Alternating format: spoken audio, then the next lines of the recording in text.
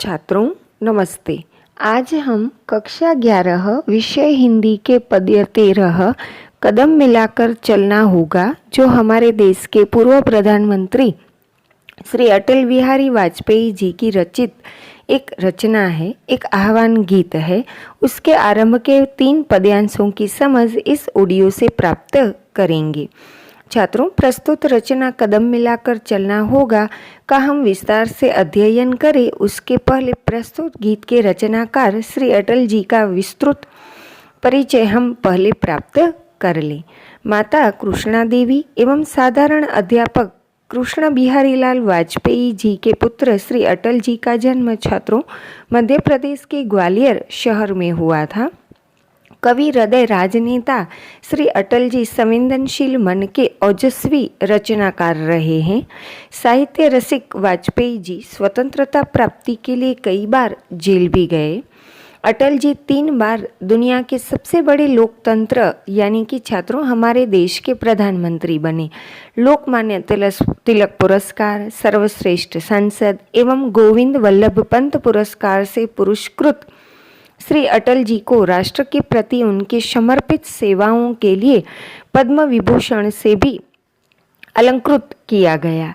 हिंदी के श्रेष्ठ कवि, पत्रकार व प्रखर वक्ता श्री अटल जी की प्रमुख रचनाएं हैं मृत्यु या हत्या, अमर बलिदान, अमर आग, मेरी 51 रचनाएं, सेक्युलरवाद, मेरी संसदीय यात्रा, सुवासित पुष्प, विचार बिंदु, शक्ति से शांति, न दैन्यम न पलायनम, नई चुनौती नया अवसर आदि।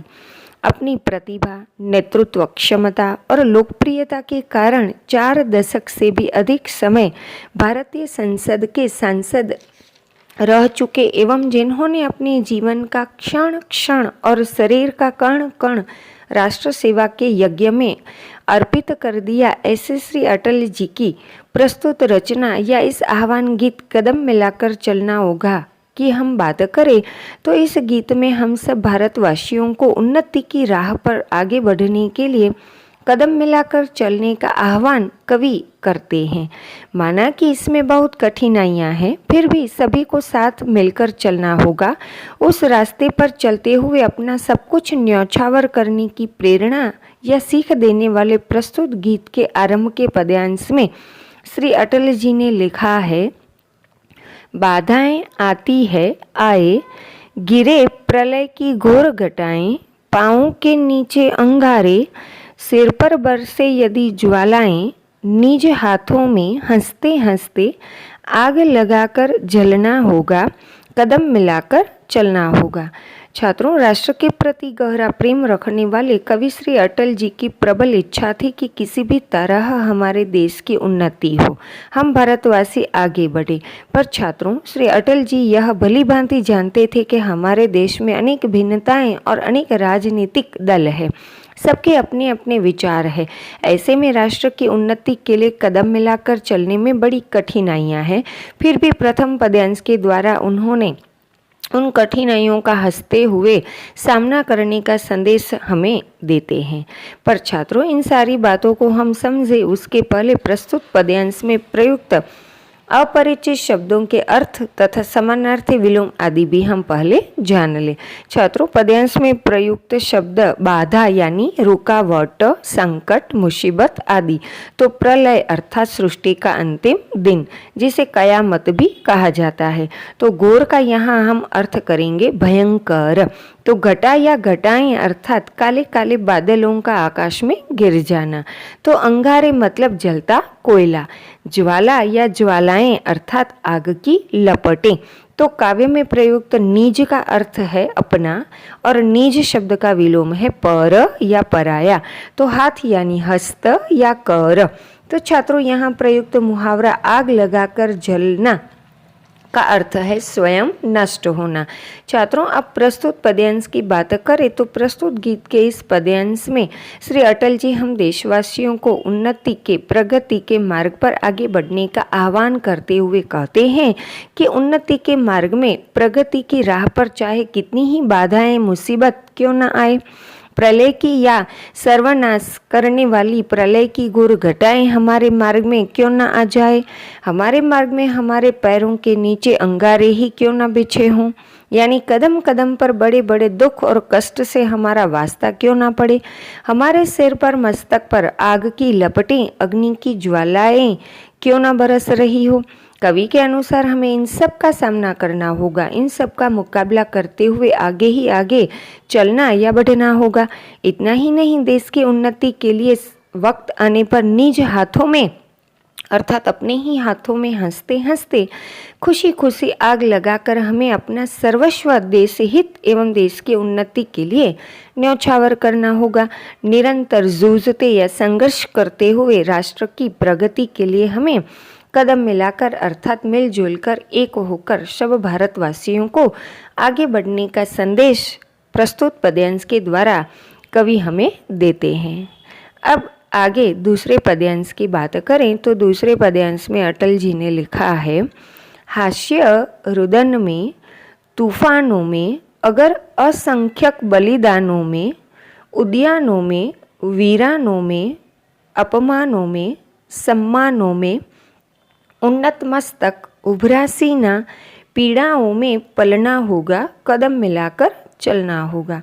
छात्रों, विषम या प्रतिकूल परिस्थिति में भी निरंतर देश की एवं देशवासियों की उन्नति के लिए सब कुछ सहते हुए आगे बढ़ने का संदेश देने वाले प्रस्तुत पद्यांश को हम समझे। उसके पहले पद्यांश में प्रयुक्त शब्द हास्य और रुदन दोनों एक दूसरे के विलोम हैं और छात्रों इन दोनों का अर्थ तो आप जानते ही हैं। हास्य यानी हंसना, मुस्कुराना और रुदन अर्थात रोना। तो तूफान मतलब हवाओं का तीव्र गति से चलना या बहना। तो पद्यांश में प्रयुक्त शब्द बलिदान यानी शहादत, असंख्यक यानी अनगिनत जिसकी गिनती ना हो सके ऐसा। तो उद्यान यानी बाग, बगीचा, उपवन, वाटिका आदि। वीराना या वीरानों अर्थात सुनसान या सुनी जगह। तो अपमान और सम्मान दोनों एक दूसरे के विलोम हैं। तो यहाँ प्रयुक्त शब्द उन्नत अर्थात ऊंचा और उन्नत का विलोम है अवनत। मस्तक अर्थात सिर। उबरासीना यानी चौड़ी छाती यानी छात्रों गर्व महसूस करना। यहाँ प्रयुक्त मुहावरा पीड़ाओं में पलना का अर्थ है दुख या कष्ट सहकर बड़ा होना। अब छात्रों प्रस्तुत पद्यांश को हम समझे तो प्रस्तुत पद्यांश के माध्यम से कवि हमें हर स्थिति में कि हर परिस्थिति में ढल जाने का संदेश देते हैं। अटल जी हमें कहते हैं कि चाहे हंसी मिले, सुख या खुशियाँ मिले या कष्ट, दर्द, पीड़ा, गम झेलने पड़े, चाहे आंधी या तूफान ही क्यों न आ जाए या अनेक बार बलिदान ही क्यों न देना पड़े, अपने अरमानों का या जीवन का यानी अपना सब कुछ नीछावर या न्यौछावर कर देने की स्थिति उत्पन्न क्यों न हो, चाहे उद्यान या सस्य श्यामल हरी भरी धरती का सुख भोगने का सौभाग्य प्राप्त हो या वीरान या रेगिस्तान की उजाड़ स्थिति में कष्ट ही क्यों न सहना पड़े, अपमान सहना पड़े या सम्मानित पुरस्कृत होने का सुअवसर प्राप्त क्यों न हो, चाहे कैसी भी विषम या प्रतिकूल स्थिति हो, कवि के अनुसार हमें हर हाल में उन्नत मस्तक और उभरा सीना अर्थात साहस और बहादुरी के साथ मार्ग में या जीवन में आने वाले संकटों का, कष्टों का सामना करना चाहिए। हमें सदा पीड़ा या कष्ट, दुख, दर्द आदि को सहते हुए जीने के लिए तैयार रहना चाहिए। संकटों के सामने घुटने टेकने के बजाय साहस के साथ बहादुरी से विघ्नों को पार करते हुए आगे बढ़ने का, कदम मिलाकर चलने की सीख या संदेश प्रस्तुत पद्यांश के द्वारा कवि ने हमें दी है। छात्रों, अब तीसरे पद्यांश की बात करें तो कवि ने इस पद्यांश में लिखा है, उजियारे में, अंधकार में, कल कहार में, बीच धार में, घोर घृणा में, पूत प्यार में, क्षणिक जीत में, दीर्घ हार में, जीवन के सत सत आकर्षक अरमानों को ढलना होगा, कदम मिलाकर चलना होगा। छात्रों, देश की उन्नति या प्रगति के लिए स्वसुख एवं निज स्वार्थ और अपने अरमानों की बलि देकर मिलकर आगे बढ़ने का संदेश प्रस्तुत पद्यांश के द्वारा कवि हमें देते हैं। पर छात्रों, पहले हम पद्यांश में प्रयुक्त शब्द और उन शब्दों के समानार्थी आदि हम पहले जान लें। इस पद्यांश में प्रयुक्त शब्द उजियारा अर्थात उजाला या प्रकाश, रोशनी आदि। तो छात्रों, पद्यांश में प्रयुक्त अंधकार का उजियारा विलोम है और अंधकार अर्थात तिमिर या अंधेरा। तो कल कहार यानी कल कल बहते हुए झरने या बहती नदी के किनारे। बीचधार अर्थात मझधार या नदी, झरना या समंदर के बीचों बीच। तो घोर अर्थात भयंकर।